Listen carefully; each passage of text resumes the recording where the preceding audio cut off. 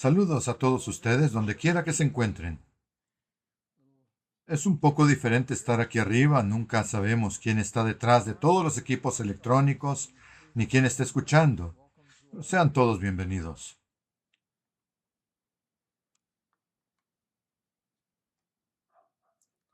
Me gustaría hoy dedicar un tiempo a reflexionar sobre la paz. El título del sermón es Viviendo en paz. Esto incluye dos aspectos de la paz: vivir en paz con los demás y también vivir en paz con nosotros mismos. La paz es uno de los resultados del Espíritu de Dios obrando dentro de nosotros. Pero también tiene mucho que ver con lo que nosotros hacemos. Sabemos que el camino de Dios es un camino de paz. Pensemos en lo que eso realmente significa. Debemos darnos cuenta de que la paz es un tema complejo. A veces no lo parece, pero lo es. Existen muchas variedades de paz. La paz se aplica tanto a la paz con los demás como, por supuesto, a la paz interna nuestra.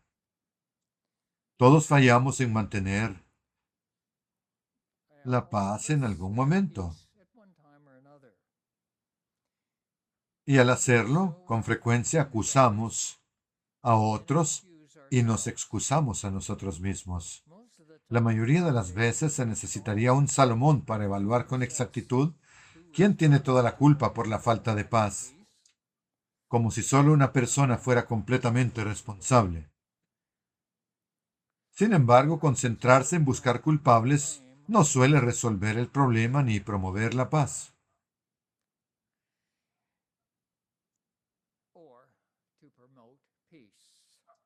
Intentar asignar la culpa a menudo agrava el conflicto y la falta de paz. Concentrarse en la causa, en cambio, puede ayudar a promover la paz, siempre que no se reduzca solo a averiguar quién tiene la culpa. Resolver el conflicto es lo que trae la paz, ya sea en otros o dentro de nosotros mismos.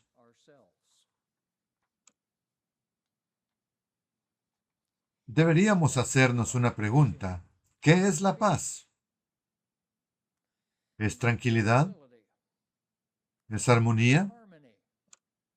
¿Serenidad? ¿Confianza? ¿Calma? ¿Quietud? ¿Ecuanimidad? ¿Ese estado de serenidad y equilibrio? ¿Armonía? ¿Legalidad? ¿Orden? ¿O simplemente es la ausencia de guerra? Podría ser cualquiera de estas cosas, o podría ser todas ellas y más. Por otro lado, ¿cuáles son los destructores de la paz? De nuevo, hay muchos. Discordia, conflicto, lucha, desorganización, irritación, contienda, desacuerdo, preocupación, estrés, ansiedad, miedo, dolor, incomodidad, deseos y necesidades no satisfechos, o tal vez nuestro entorno se ve perturbado de alguna manera. Por ejemplo, por el perro del vecino, o por la música alta del vecino, o por lo que sea. La paz es un tema complejo. Puede incluir todo esto y más. Recordemos que el Espíritu de Dios debe guiarnos hacia la paz. La paz es un estado maravilloso de mente y de ser. Pero la paz es un tema complejo. No hay una sola respuesta simple. Hoy intentaré darles algunas respuestas, pero ciertamente no puedo ofrecer todas las que se necesitan. ¿Nos falta paz por el comportamiento inaceptable de otros? ¿O es por causa de nuestra reacción ante ese comportamiento lo que causa la falta de paz en nosotros? Tal vez ellos hacen algo o tal vez es nuestra manera de reaccionar lo que causa la falta de paz en nuestra mente. Una gran parte de la paz o de su ausencia depende de cómo reaccionamos ante los eventos disruptivos en nuestra vida. Consideremos lo que yo llamo la clave de Santiago, que encontramos en Santiago 1, del 2 al 4.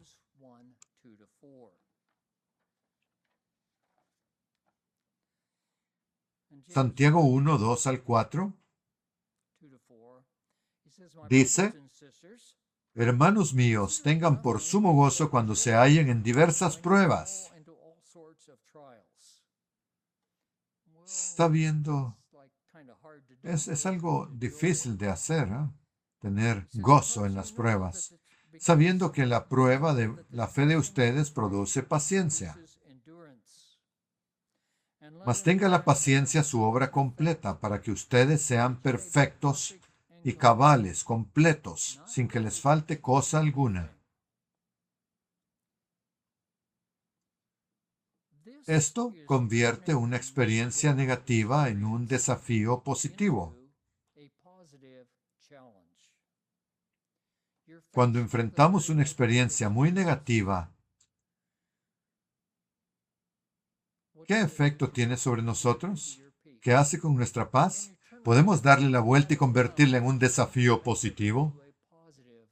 Un desafío positivo que nos ayude a crecer. Esto puede parecer poco razonable al principio, pero puede ser una verdadera clave para la paz mental. Consideremos algunos ejemplos sencillos. ¿Reaccionamos simplemente de manera negativa ante lo que nos molesta? ¿O lo convertimos en un desafío positivo? Para hacer algo positivo, para cambiar nuestra angustia o nuestra actitud negativa. O solo reaccionamos y decimos, este es un momento para crecer. Santiago nos está diciendo que consideremos las dificultades de la vida como una oportunidad para dar un paso positivo hacia adelante.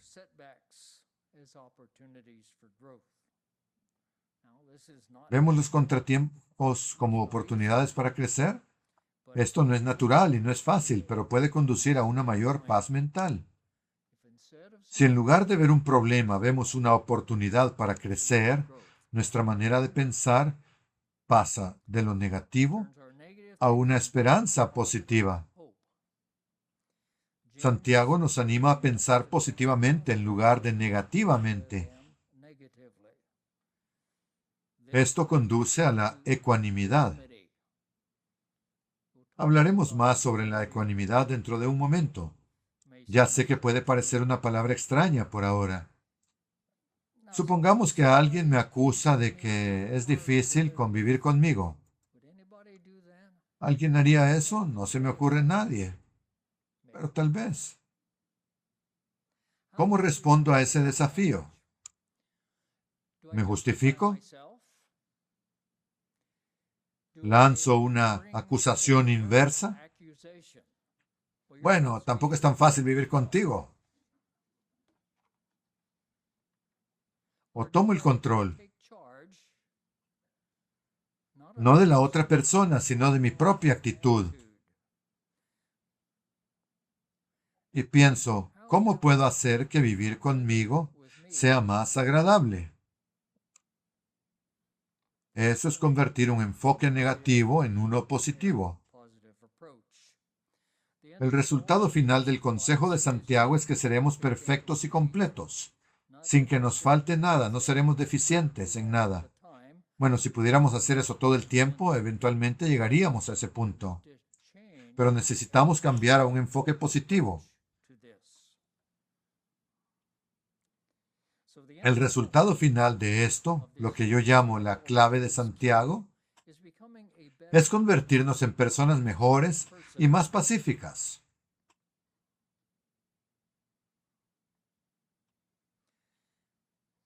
¿Puedo darle la vuelta a esta situación perturbadora? ¿Puedo convertirla en una oportunidad de aprendizaje y crecimiento? ¿Cómo puedo responder mental o físicamente de una manera positiva que aporte esperanza y crecimiento para el futuro? De eso se trata. Consideremos un ejemplo sumamente simple.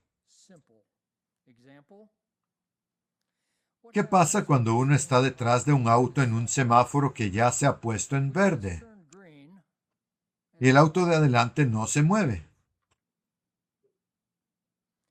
Yo he hecho eso. ¿Alguna vez les ha pasado? A veces simplemente me quedo ahí esperando, observando cuánto tardarán en darse cuenta. Y hago eso por curiosidad. Pero no es la mejor manera de manejar esa situación. ¿Cuál es la mejor manera? Un ligero toque al claxon. Llamar la atención del conductor adelante. Ah, sí, piensan y avanzan. También permite que los autos detrás de uno sigan adelante. Si uno solo se queda ahí por diversión viendo cuánto tardan, también está deteniendo a los que vienen detrás. Hay una mejor manera de manejar la situación. Y cuando sucede algo así, en lugar de alterarme y enfadarme, pienso, esta es una oportunidad para desarrollar un poco de paciencia.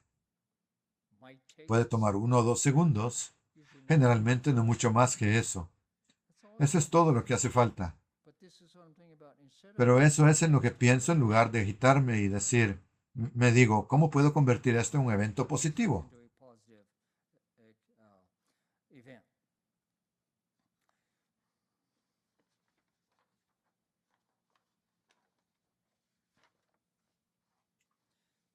Cuando surge algo que nos irrita, podemos pensar en esa clave positiva de Santiago,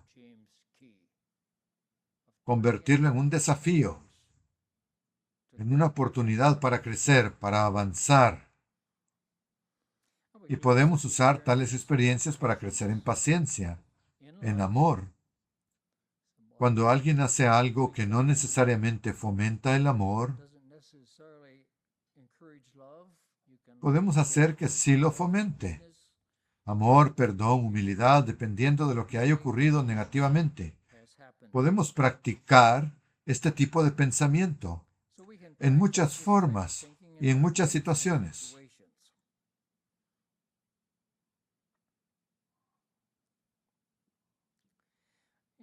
Al pensar en la paz, quiero que consideremos hoy estas 5 cosas siguientes. La primera es la resiliencia y ecuanimidad. Segundo es la testarudez. Sí, eso dije, testarudez, cabeza dura. Tercero, el perdón. Cuarto, la toma de decisiones. Y quinto, confiar el resultado en las manos de Dios. Sin embargo, la clave más grande para vivir en paz es lo que sucede dentro de nuestra propia mente. Punto número 1. Resiliencia y ecuanimidad. Estas 2 cualidades proporcionan el terreno fértil para la paz. Resiliencia es la capacidad de una sustancia u objeto para volver a su forma original después de haber sido deformado. Cuando algo sucede, tal vez nosotros también nos deformamos emocionalmente. Si tomamos una banda elástica y la estiramos mucho, la estiramos fuera de su forma. Cuando la soltamos, vuelve a su estado original. Es resiliente. De igual modo, podemos pensar en nuestra mente, podemos alterarnos por algo, perder la forma. Pero tendremos paz si permitimos que nuestra mente regrese a un estado de calma. Eso es resiliencia. Ser flexibles en lugar de rígidos.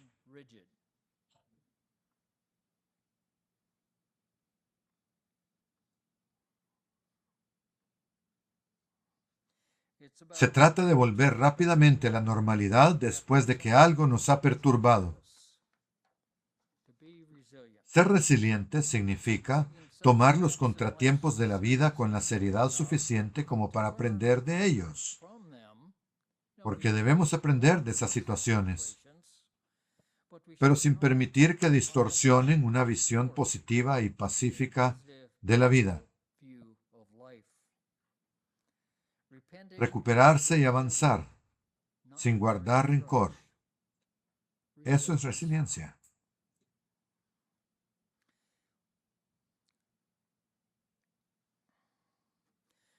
La siguiente cualidad es la ecuanimidad. Resiliencia y ecuanimidad, recuerden. Este término proviene esencialmente de igualdad de mente. Tener una mente que avanza de manera continua y equilibrada.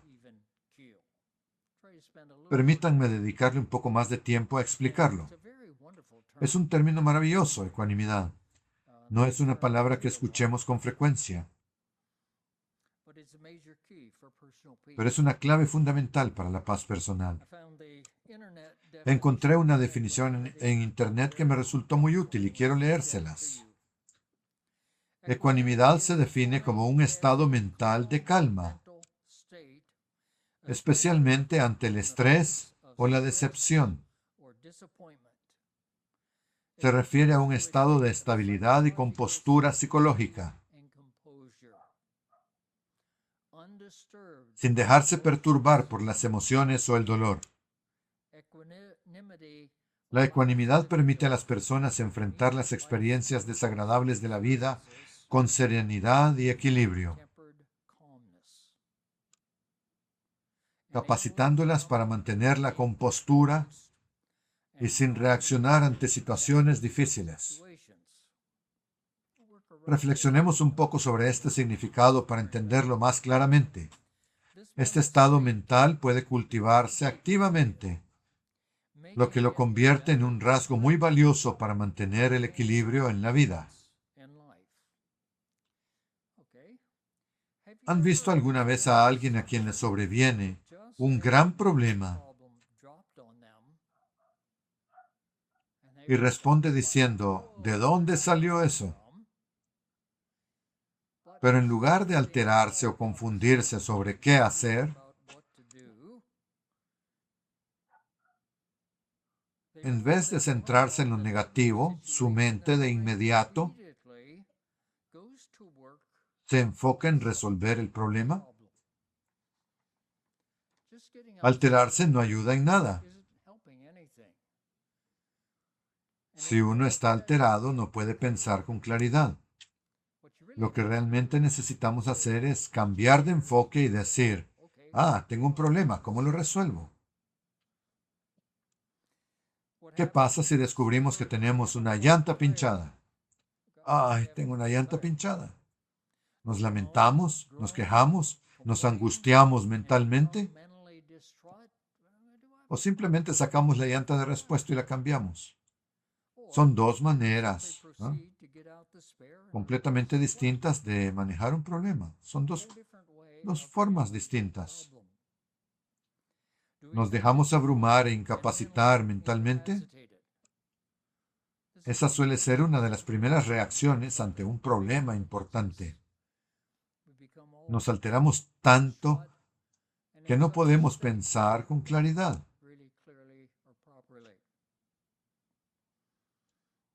¿Hacemos eso o resolvemos el problema? Resolver el problema brinda paz. Alterarse destruye la paz mental.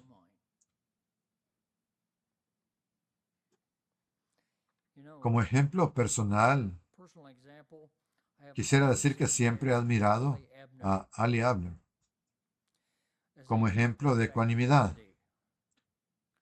Muchas veces me he acercado a Ali cuando estaba ocupadísima, hasta el cuello de trabajo, y le presento un problema. Ella siempre parece capaz de manejar un nuevo reto con gracia y serenidad. Hagan la prueba alguna vez, no se altera. Recuerdo haberle llevado cosas a la cocina cuando teníamos una comida para todo el grupo aquí en la iglesia. La cocina estaba, no diría desordenada, pero sí llena de actividad y confusión. Uno le lleva un problema y ella dice, ah, sí, déjalo ahí, y sigue adelante. Realmente la admiro como ejemplo de ecuanimidad. Pero es algo en lo que debemos pensar. ¿Nos alteramos ante un problema? ¿O en lugar de hacerlo decimos, sí, es un problema? Ahora, ¿qué hacemos al respecto? Pensar en cómo resolver el problema, en lugar de alterarse, ayuda a mantener la paz mental.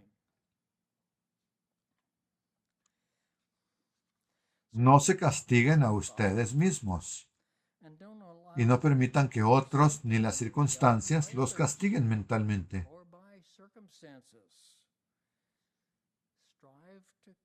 Esfuércense por mantener la calma, esfuércense por conservar la serenidad. No reaccionen con un gatillo fácil, como un pistolero. Cultiven el estado mental tranquilo y pacífico de la ecuanimidad. Pasemos ahora al punto 2. La terquedad, tener la cabeza dura.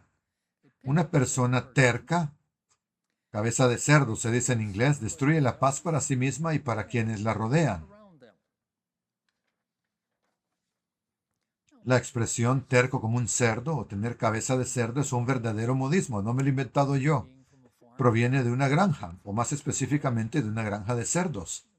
Puedo decir que me gusta esta expresión porque describe muy bien lo que significa.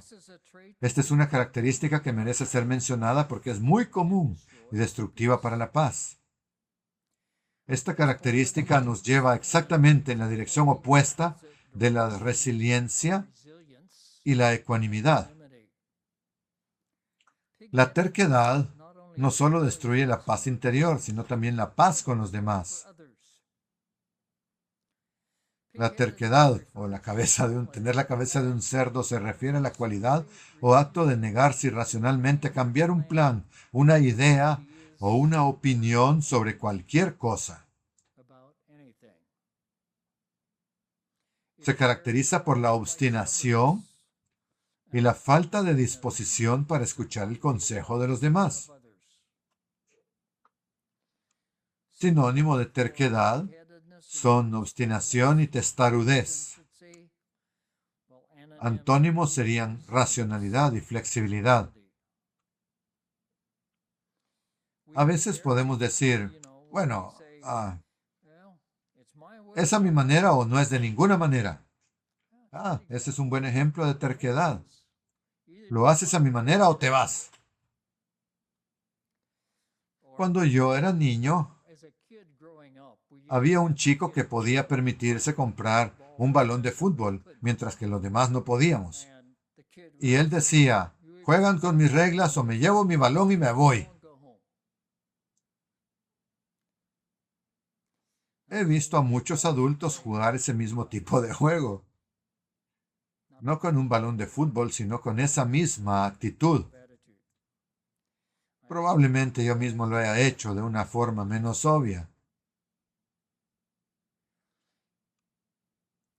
Hacer la paz no consiste en enojarse, en retirar nuestra presencia o nuestro aporte, ni en irnos dando un portazo o insultando. ¿Qué se logra con eso? Deja un resentimiento persistente en ambas partes. Nunca conduce a la paz. La acción verdaderamente pacífica permite que ambas partes sanen. Recuerden, ser una persona que escucha, razonable, paciente y flexible, conduce tanto a la paz personal como a la paz en grupo.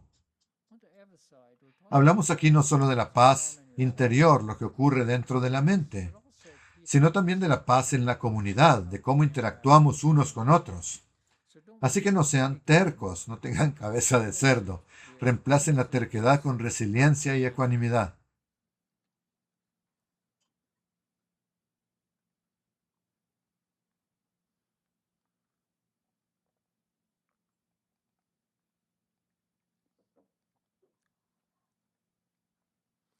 Pasemos al tercer punto. Otro aspecto de la paz es el perdón y la ausencia de venganza. Si observamos la situación política actual, podríamos encontrar muchos malos ejemplos de cómo no debe actuarse, no se debe actuar. Eso no conduce a la paz, ni personal ni colectiva.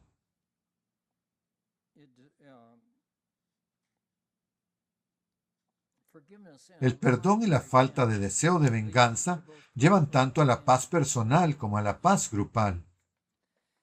Básicamente, no guarden rencor. Sigan adelante, avancen y háganlo de la manera más apropiada y positiva posible. Es fácil guardar rencor, es algo que surge de manera natural. Pero Jesús dijo, amen a sus enemigos. ¿Qué es lo mejor para nuestros enemigos? La venganza no es lo mejor, ni para ellos ni para nosotros. Sin embargo, se necesita sabiduría para saber qué es lo mejor y cómo manejar las situaciones con aquellos que se nos oponen. A veces es necesario reprender. ¿Debe un cristiano reprender a alguien? Sí. Si lo pensamos bien, cuando estamos en un semáforo y la luz se pone en verde y el conductor de adelante no se mueve, un leve toque al claxon llama su atención. ¡Pip! Es una reprensión leve y sencilla.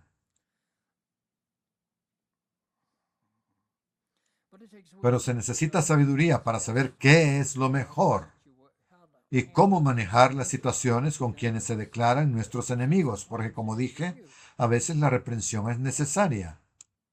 Pero si se hace de manera incorrecta, puede producir aún menos paz.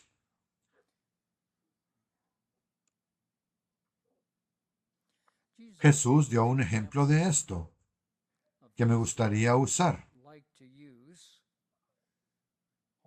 ¿Cómo trató a sus enemigos? Los escribas y los fariseos. Él los reprendió. Tenemos un registro de ello en Mateo 23. Mateo 23, comenzando en el versículo 13. Jesús dice, pero ay de ustedes, escribas y fariseos hipócritas, porque cierran el reino de los cielos delante de los hombres, pues ni entran ustedes ni dejan entrar a los que están entrando.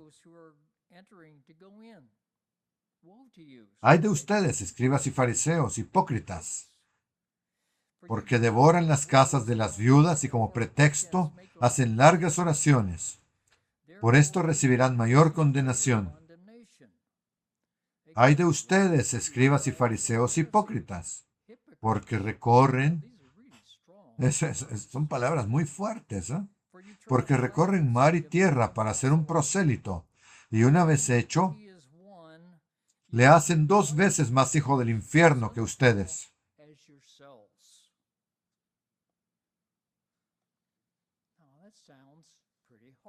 Eso suena muy fuerte, muy duro.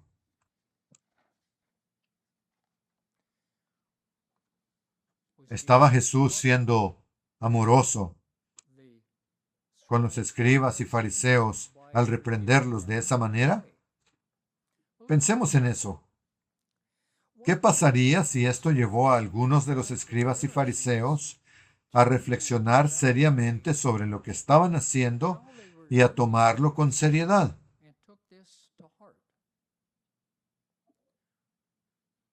Tal vez algunos lo hicieron y se arrepintieron.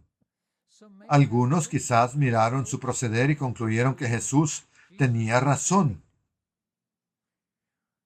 que habían fallado completamente en su propósito.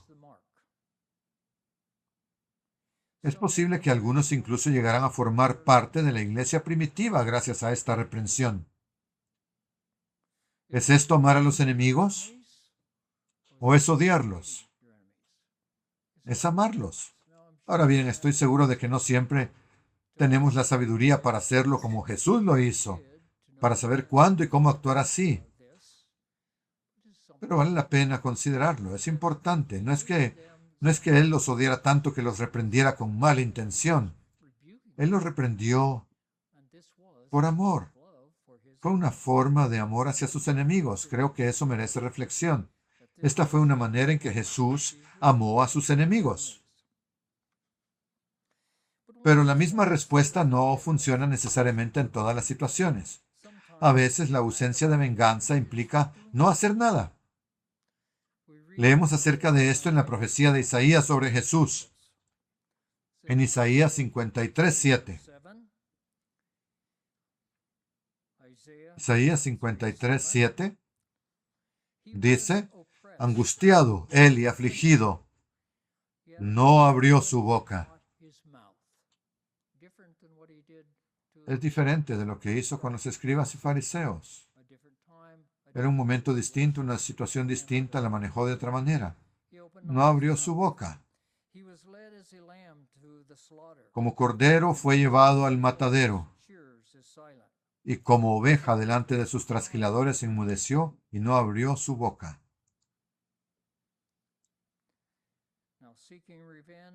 Buscar venganza promueve la hostilidad y no la paz. Por lo tanto, toda venganza y juicio deben quedar en manos de Dios. La paz de Dios no se logra mediante la ira humana.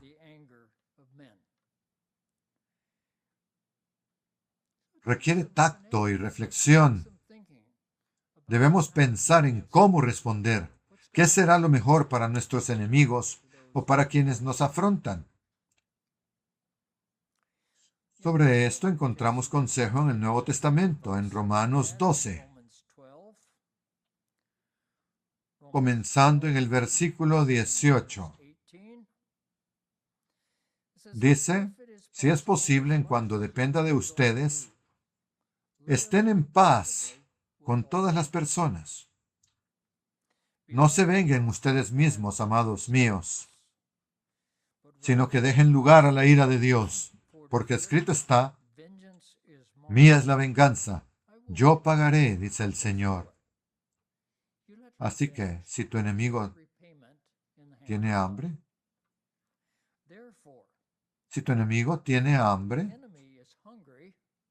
dale de comer. Si tiene sed, dale de beber. Pues haciendo esto, ascuas de fuego amontonarás sobre su cabeza. Si nuestro propósito, al darle de comer o beber a nuestro enemigo, es amontonar ascuas de fuego sobre su cabeza, tenemos una actitud equivocada. Eso no es lo que se nos dice que hagamos. Lo que está diciendo es, si tu enemigo tiene hambre o sed, aliméntalo, ayúdalo, resuelve su necesidad. Y al hacerlo, se amontonan ascuas de fuego sobre su cabeza. Pero si lo hacemos con el espíritu de, ahora verás lo que se siente, entonces nuestra actitud es errónea, no es lo que se nos enseña.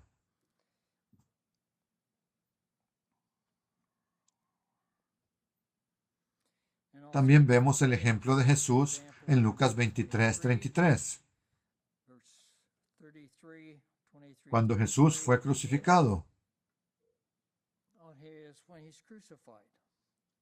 Y cuando llegaron al lugar llamado Calvario, le crucificaron allí, y a los malhechores con él, uno a la derecha y otro a la izquierda. Y Jesús dijo, Padre, perdónalos, porque no saben lo que hacen. Él no dijo, castígalos. No dijo así. No dijo, castígalos, dales lo que se merecen. No, él dijo, ellos ni siquiera saben lo que están haciendo, Padre. No les tomes esto en cuenta. A veces necesitamos adoptar esa misma actitud hacia nuestros enemigos. No saben realmente lo que están haciendo. No saben lo que están haciendo. No les guardemos rencor. Esto requiere sabiduría, saber qué hacer en cada circunstancia. No siempre es sencillo. Pasemos al punto número 4. La toma de decisiones efectiva es necesaria tanto para la paz personal como la paz grupal. Quizá no se suele pensar en la toma de decisiones en relación con la paz, pero es un aspecto muy importante de vivir en paz. Las decisiones son quizás una de las claves que más se pasan por alto para alcanzar la paz. Pasamos un poco más de tiempo examinando este tema hoy. Pasaremos haciéndolo, porque ha habido cierta confusión sobre algunos aspectos de cómo las decisiones contribuyen a la paz.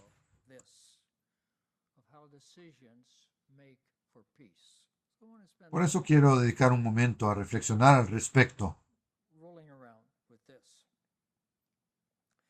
Los tribunales de justicia toman decisiones para que la vida pueda continuar. Y cuando hay problemas, es necesario que se tomen decisiones para que la vida siga su curso. De manera individual, también debemos tomar decisiones para seguir adelante después de eventos desestabilizadores. Algunos de los presentes, varios de nosotros, hemos sufrido el incendio de Altadena, eventos desestabilizadores. Uno tiene que tomar decisiones y avanzar. Vivir en la incertidumbre destruye la paz. No se puede vivir así. Si tenemos una astilla en la mano, esa herida no sanará hasta que saquemos la astilla. Puede doler sacarla. Incluso podríamos tener que abrir un poco más la herida para quitarla. Pero una vez que la astilla se extrae, es cuando comienza a sanar, cuando comienza el proceso. A menudo sucede lo mismo con las decisiones. Hay que tomar una decisión antes de que pueda haber sanidad y entonces podemos tener paz. Cada organización tiene un líder responsable de tomar decisiones. Las decisiones son esenciales para la paz, la armonía y la productividad. Hay un proverbio interesante, Proverbio 18:18. Dice Proverbios 18:18, echar suertes pone fin a los pleitos y decide entre los poderosos. Echar suertes. ¿De qué se trata eso? Se trata de tomar una decisión. Cuando no se sabe quién tiene la razón o cómo proceder, se lanza un dado, se tira una moneda y todos acuerdan respetar el resultado. Eso permite seguir adelante. La decisión se toma y se puede avanzar en paz. De lo contrario, uno podría seguir discutiendo y contendiendo sobre el mismo asunto por mucho tiempo. Yo espero que cuando yo muera, mis hijos revisen mis cosas. Si dos de ellos quieren el mismo objeto, que simplemente tiren una moneda. Tiren una moneda. Sea cual sea el resultado, que sea respetado. Quizás haya varios objetos y lleguen a acuerdos, pero lanzar una moneda, tomar una decisión, les permitirá continuar en paz. Así, esto será para uno y el otro recibirá otra cosa. Pero el problema queda resuelto. No habrá animosidad continua por quién recibió qué o por qué uno obtuvo algo y el otro no. Se resuelve el conflicto. Las decisiones son importantes para establecer la paz.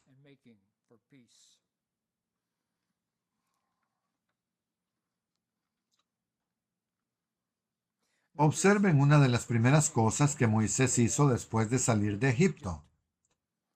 Se sentó a decidir los casos y disputas entre el pueblo. Esto promovió la paz. Leemos al respecto en Éxodo 18. Éxodo 18, empezando en el versículo 13. Aconteció que al día siguiente se sentó Moisés a juzgar al pueblo. Y el pueblo estuvo delante de Moisés desde la mañana hasta la tarde. Viendo el suegro de Moisés todo lo que él hacía con el pueblo, dijo, ¿qué es esto que haces tú con el pueblo? ¿Por qué te sientas tú solo y todo el pueblo está delante de ti desde la mañana hasta la tarde? El suegro de Moisés fue lo suficientemente sabio para reconocer, esta no es la mejor manera de hacerlo. Le dijo, necesitas ayuda. No puedes usar todo tu tiempo decidiendo. No le dijo que dejara de tomar decisiones, sino que lo que su suegro le dijo fue, esto que haces no es bueno.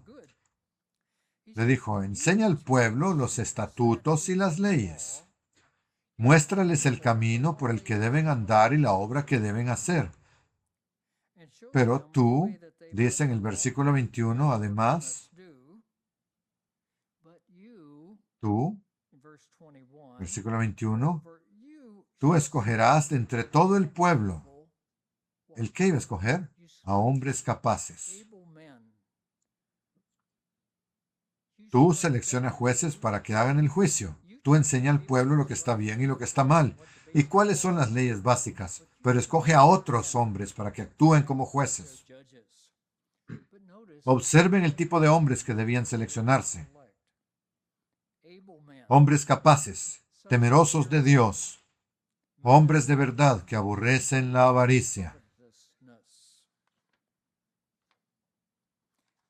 Y dice, ponlos sobre el pueblo como jefes de 1,000, de 100, de 50 y de 10, y que juzguen al pueblo en todo tiempo. Permítanme hacer una observación aquí. Comparemos estas cualificaciones con las de aquellos que son seleccionados hoy para cargos políticos en nuestra nación. Notemos nuevamente las cualidades que debían tener estos jueces. Hombres capaces, hábiles, inteligentes, temerosos de Dios, que pongan su lealtad primero en Dios, el poder espiritual supremo. Hombres de verdad, amantes de la verdad, íntegros, sinceros, que aborrezcan la avaricia, que no amen el dinero. Esa no es una mala lista para seleccionar a un líder, o para ustedes, incluso jóvenes mujeres aquí presentes, que quizás algún día busquen un posible esposo. Podrían considerar esta lista, porque Moisés no debía escoger hombres débiles, ni aduladores serviles, ni psicópatas que hicieran cualquier cosa que él dijera. Su lealtad debía ser primero hacia Dios y su ley, no hacia Moisés. Nuevamente, podemos comparar esto con lo que observamos hoy en el ámbito político. ¿Se eligen para estos cargos hombres inteligentes y capaces? Hombres que teman a Dios, que pongan la verdad y la rectitud por encima de cualquier otra lealtad. Hombres veraces, que odien la avaricia. Creo que deberíamos reflexionar sobre esto cuando observamos quiénes están siendo elegidos para ocupar posiciones de autoridad política.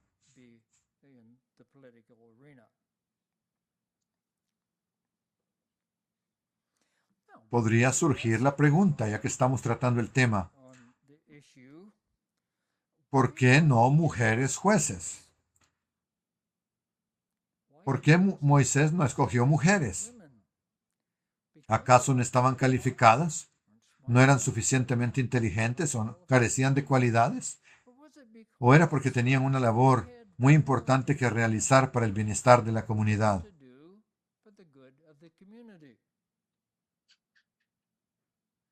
Sí, estos hombres tenían que servir como jueces. ¿Pero qué hacían las mujeres en la comunidad?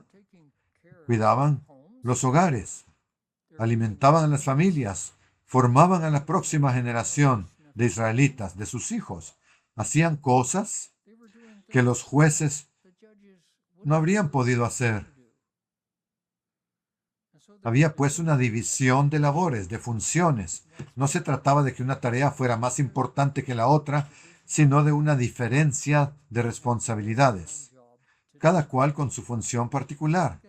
Esto es importante porque quiero volver sobre ello más adelante cuando hablemos del matrimonio. El punto que deseo enfatizar es que el liderazgo y la responsabilidad de tomar decisiones no deben confundirse con la verdadera grandeza o la capacidad de contribuir al bien común. Alguien puede ser designado para tomar decisiones, pero eso no significa necesariamente que esta persona sea la más grande o la más importante. Tiene un trabajo que cumplir y otros tienen otros trabajos que realizar. Todo se trata de cómo cada uno puede contribuir al bien de muchos. Son cosas diferentes. Creo que este es incluso un tema primordial en nuestra sociedad actual. Muchos han contribuido grandemente a la sociedad sin ser dirigentes, sin ser líderes. Pensemos en inventores, escritores, maestros, científicos, artistas, entre otros. Déjenme darles un ejemplo sencillo. Quizás hasta trivial, quizás hasta un mal ejemplo, pero creo que todos lo entenderán. ¿Qué tal los Beatles? ¿Quién fue más grande, los Beatles o su representante? ¿Siquiera conocen el nombre de su representante? ¿Quién fue el que contribuyó más al éxito? Bueno, los Beatles ciertamente contribuyeron, pero su representante fue el que tomó las decisiones necesarias. Tenía un papel importante, pero no era el más grande, ¿verdad? Podemos aprender algo de eso. Necesitamos aprender lecciones sobre ello.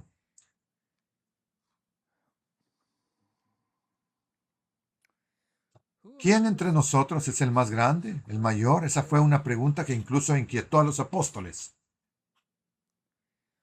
Cada grupo necesita un líder, alguien que pueda tomar la decisión final cuando sea necesario. Pero el líder no es necesariamente el mayor contribuyente al objetivo de la organización. Lo mismo sucede en algunos matrimonios. La persona que más contribuye al bien de la sociedad puede ser la esposa.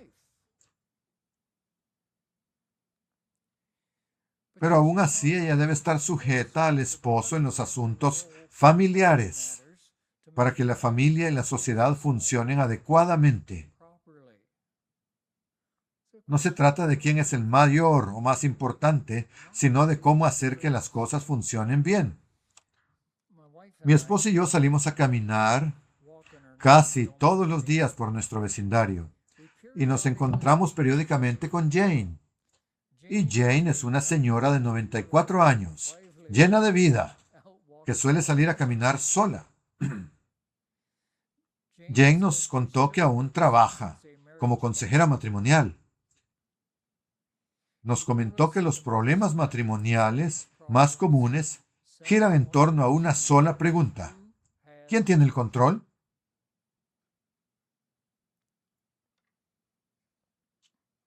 El Nuevo Testamento aborda este asunto para que haya paz en lugar de una contienda constante dentro del hogar, en la familia.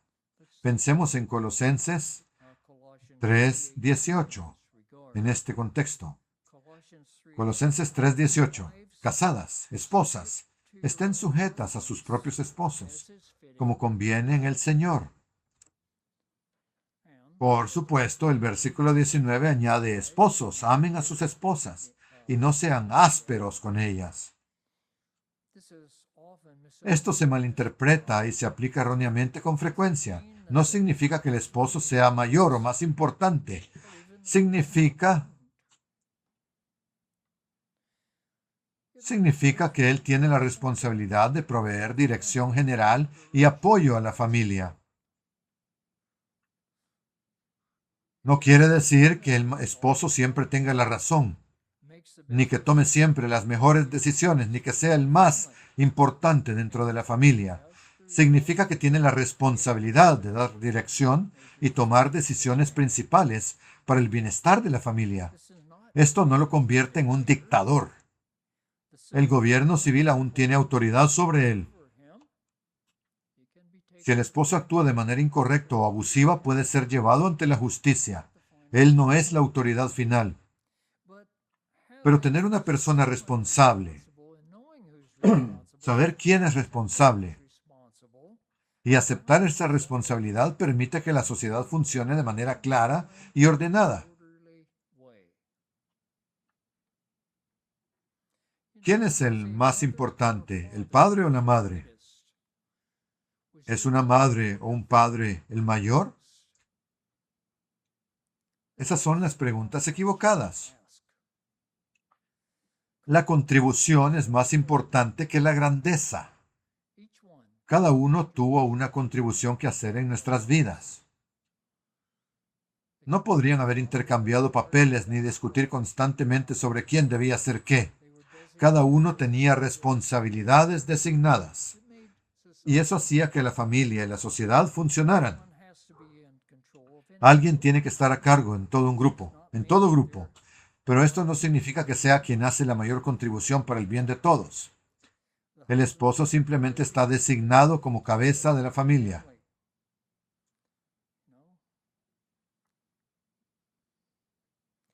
¿Quién hizo la mayor contribución en la vida de Moisés, su padre o su madre? No lo sé. ¿Importa?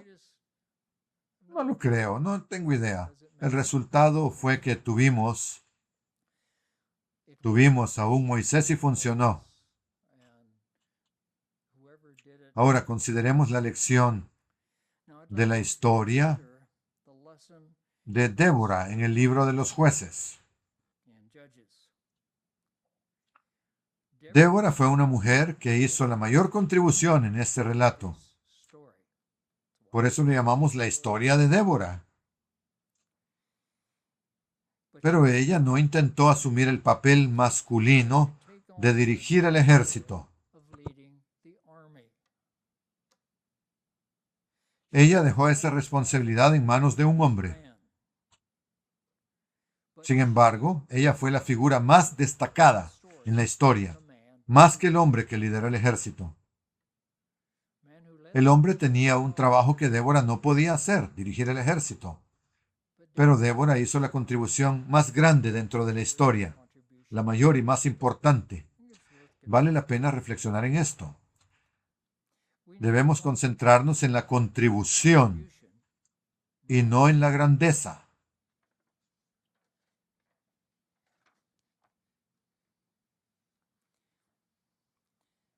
Recuerdo que hace muchos años, un niño pequeño en la escuela sabática dijo, no puedo esperar a ser papá. Entonces todos harán lo que yo quiera hacer, lo que yo ordene. Ah, cuánto tenía que aprender ese niño. Y pobre de su familia si él nunca llegaba a aprenderlo. Estaba lleno de ideas completamente equivocadas. Hubo un hombre llamado Maquiavelo, que fue un escritor político italiano del siglo XV. Quizás ya hayan oído hablar de él. Es un escritor famoso. Él no pretendía escribir sobre lo que era correcto o lo que era mejor para la humanidad. Ese no era su propósito. Maquiavelo solo escribió sobre lo que observó que funcionaba en la política humana, la política carnal. En su libro El Príncipe, él señaló algo que creo que era absolutamente cierto. Todos los hombres desean gloria y riqueza. Al observar la política, dijo, lo que impulsa a los hombres es el deseo de gloria y riqueza. Eso sigue siendo válido hoy. Miren la política actual. ¿Qué buscan las personas? Gloria y dinero.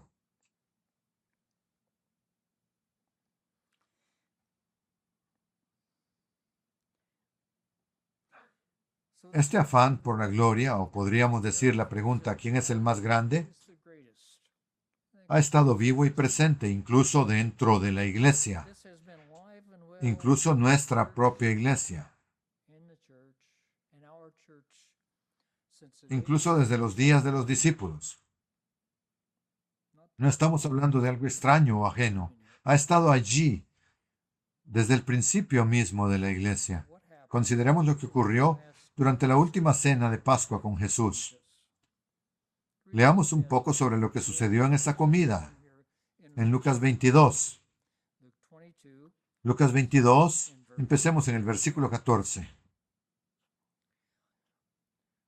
Cuando llegó la hora, se sentó a la mesa y con él los 12 apóstoles. Entonces él les dijo: «¿Cuánto he deseado comer esta Pascua con ustedes antes que padezca?» Jesús sabía que iba a padecer, que iba a sufrir, sabía que estaba ya al final de su tiempo físico con los apóstoles, con los discípulos. Y él dijo: «Porque les digo que no la comeré más hasta que se cumpla en el reino de Dios». Ese era un momento muy poderoso en su vida.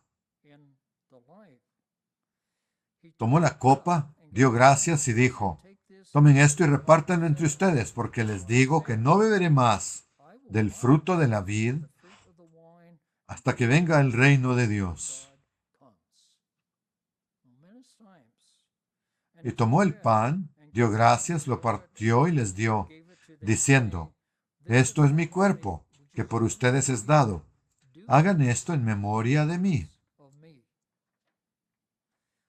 Asimismo, tomó la copa después de haber cenado, diciendo: «Esta copa es el nuevo pacto en mi sangre, que por ustedes se derrama».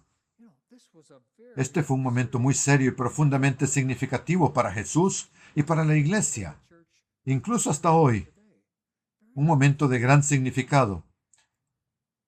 Pero ¿en qué estaban pensando los discípulos en este tiempo tan intenso? Versículo 24. Hubo también entre ellos una disputa sobre quién de ellos sería el mayor.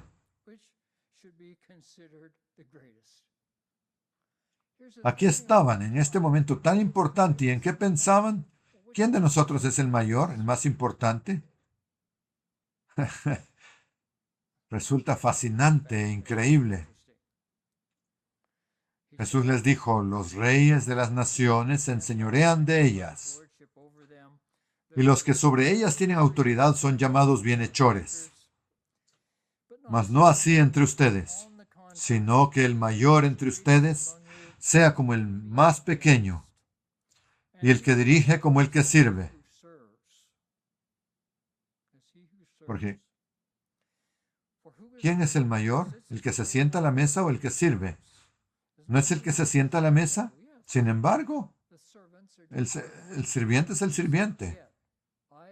Sin embargo, dijo Jesús: «Yo estoy entre ustedes como el que sirve».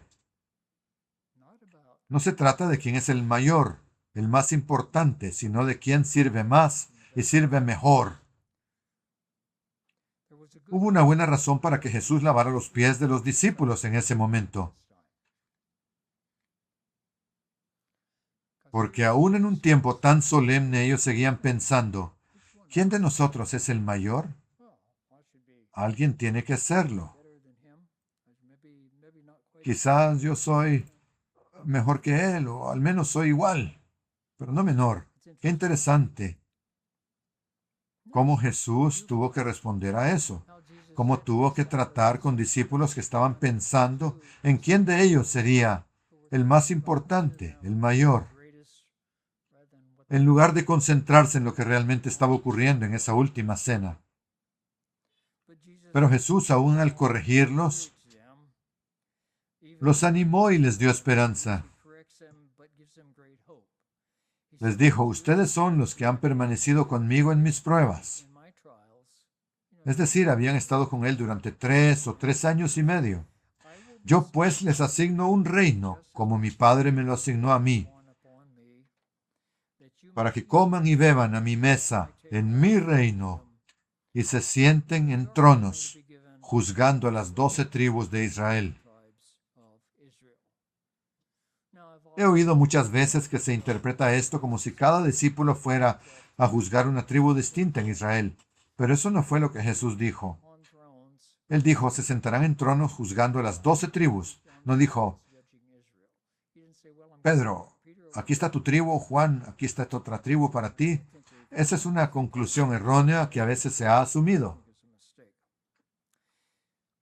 Cuando yo asistí al Ambassador College, había una gran preocupación acerca de quién era el mayor y el más importante. Incluso dentro de nuestro pequeño cuerpo estudiantil. Y en realidad ese mismo espíritu se extendía en cierto grado a toda la iglesia en ese tiempo. Había diáconos y ancianos locales, ministros, que a veces actuaban con gran autoridad. Ese espíritu de jerarquía y posición impregnaba no solo el colegio, sino que permeaba también a toda la iglesia. Era el mismo espíritu de los discípulos. ¿Quién es el más importante? ¿Quién tiene más autoridad? ¿Quién puede ejercer más poder? El orden jerárquico y el rango eran de gran importancia en cuanto a cómo nos relacionábamos unos con otros en la universidad.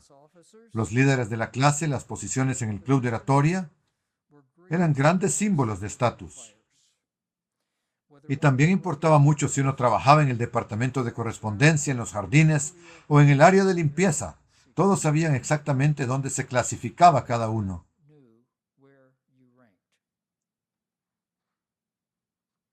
No éramos diferentes de los discípulos en ese sentido, solo que no éramos capaces de verlo entonces. No nos dábamos cuenta de lo que estábamos haciendo. No creo que ese sea un problema tan grave en la iglesia hoy en día entre nosotros, pero dado que seguimos siendo humanos, sospecho que aún existe o puede existir al menos en cierta medida. Debemos cuidarnos de eso. Hay otra cita interesante de Maquiavelo. Él dijo que un líder está más seguro en su posición si sus súbditos le temen en lugar de amarlo. Es algo en lo que también podríamos pensar en relación con la situación política actual. Un líder, decía Maquiavelo, está más seguro si sus súbditos le temen en vez de amarlo. Esto también nos ayuda a comprender la situación política moderna. El reino de Dios que Jesús enseñó es gobierno. La política es gobierno y nosotros trabajamos en asuntos de gobierno. Pero el reino de Dios se basa en el amor, no en el miedo. Es una situación totalmente distinta. Ahora volvamos a la familia por un momento. A la relación entre esposo y esposa. La esposa ideal de Proverbios 31 aparentemente tenía una gran libertad en la toma de decisiones y en el control de las finanzas. Históricamente se ha interpretado que, como el esposo es la cabeza, debe tener subyugada a su esposa, bajo su pulgar, controlándola. Creo que eso es completamente errado y en algunos casos se ha llevado bastante lejos. Pero si observamos Proverbios 31:16, vemos que dice, refiriéndose a la esposa, considera un campo y lo compra. No dice que considera un campo, va y le pregunta a su esposo y le pide permiso para comprarlo. Y él le entrega el dinero. No, esta esposa considera un campo y lo compra. Esta esposa considera un campo y lo compra. Mucha autonomía. Y añade el texto, con sus ganancias planta una viña, ciñe de fuerza sus lomos y esfuerza sus brazos.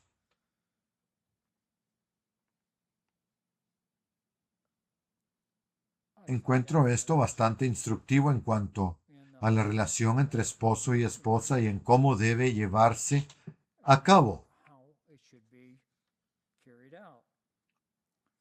A veces la mejor decisión es permitir que otra persona más calificada que uno mismo tome la decisión, aun si uno es el que está a cargo. Esta es una característica de un líder eficiente, de un líder eficaz y humilde. No porque sea el jefe y se sienta muy importante y tenga que decidir sobre todo, sino porque reconoce la capacidad de otros. Recuerdo bien la filosofía errónea del representante del campus. Los representantes suelen creerse autoridades. Ellos saben cómo funcionan las cosas. Y teníamos un representante estudiantil así. Recuerdo que continuamente nos decía a los estudiantes que él tenía 2 reglas de gobierno. La primera, el jefe siempre tiene la razón. La primera regla era esa, el jefe siempre tiene la razón. Y la segunda regla era, si crees que el jefe está equivocado, vuelve a leer la regla número 1. Y él repetía esto una y otra vez con tono de máxima autoridad. Bueno, no sé cuántas veces tuve que escuchar eso, pero el jefe siempre tiene la razón. No, no es así. ¿Sigue siendo el jefe? Sí, claro. Pero no necesariamente está en lo correcto. ¿El hecho de ser el jefe lo hace el más grande? No, no lo hace el mayor, no lo hace el más importante. Es el jefe, pero no necesariamente el mayor ni el más importante. Uno siempre puede servir aunque sea de mal ejemplo. Esa es una cita del Dr. Hay. Uno siempre puede servir aunque sea como mal ejemplo, decía él. Y algunos jefes son así. Pero siguen siendo jefes. Tienen autoridad asignada. Y para que las cosas funcionen, uno necesita cooperar con esa autoridad. En Éxodo 20, el 5º mandamiento dice, honra a tu padre y a tu madre. ¿Cómo es eso? Un minuto. ¿Padres y madres? Sí, ambos toman decisiones por la familia. No es solo el padre quien decide. Padre y madre toman decisiones familiares. Y los hijos son instruidos a obedecer a ambos.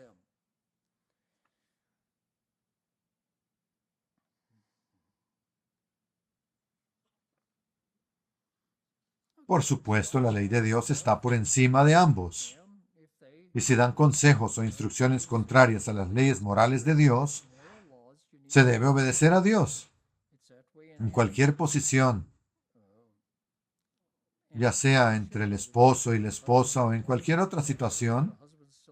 Por ejemplo, si el esposo pide algo contrario al camino de Dios, la esposa no debe hacerlo.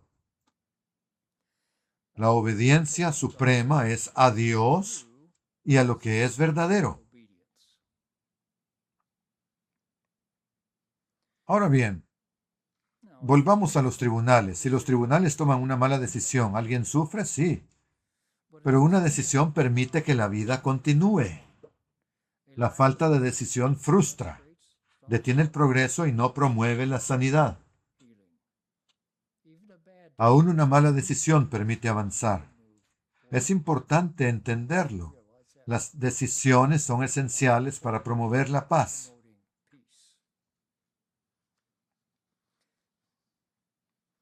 Y nuevamente, a las mujeres jóvenes que esperan casarse, más les vale que elijan a alguien en quien puedan confiar para dirigir a la familia. Y ahí es donde ustedes tienen el control. No es que no tengan poder, tienen el poder de elegir. No se casen con un hombre que vaya a actuar mal. Tienen esa autoridad, elegirlo o no elegirlo. Y deben usarla sabiamente, actuar en consecuencia.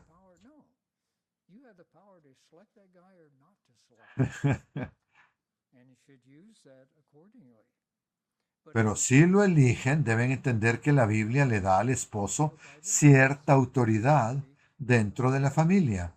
Ahora bien, la mayoría de las decisiones en una familia o en cualquier grupo se toman por consenso general, y esa es la mejor manera de decidir si es posible. Es mejor cuando todos están de acuerdo y avanzan juntos. Sin embargo, hay ocasiones en que surgen preguntas para las cuales no se puede alcanzar un consenso. Hay situaciones en las que no se puede alcanzar un consenso. En ese momento, alguien debe tener el poder para tomar la decisión sobre qué hacer. La Biblia da claramente al esposo esta responsabilidad dentro de la familia. Incluso así, un esposo razonable, sabio y humilde, que tenga una esposa que sepa más que él sobre un tema,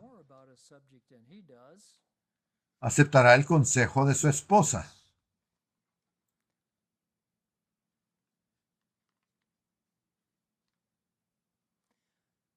Permítame concluir esta sección con una afirmación, con una declaración. En el viejo oeste, el revólver Colt calibre .45 del año 1873 era llamado el pacificador, the peacemaker.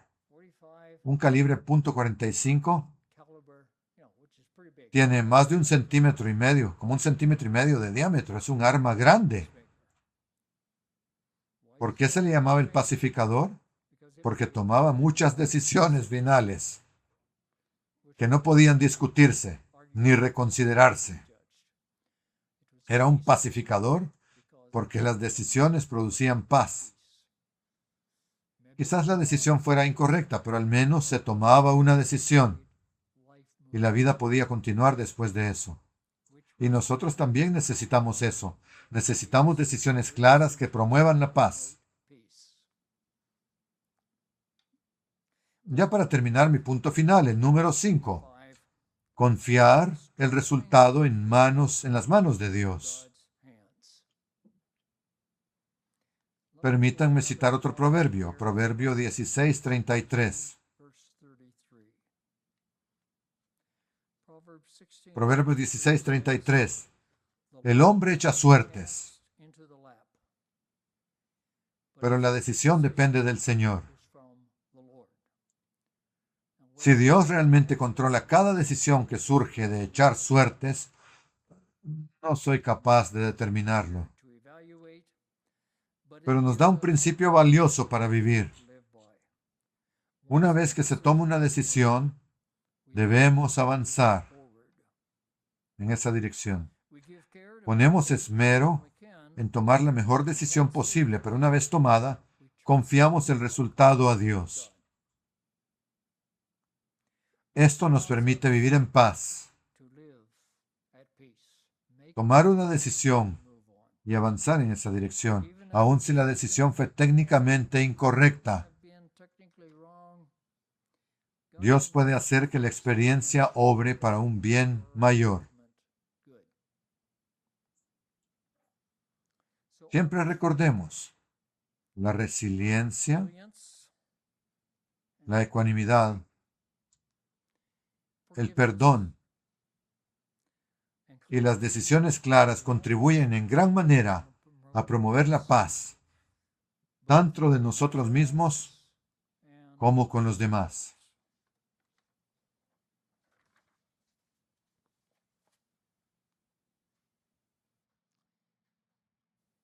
Una para el camino, la del estribo.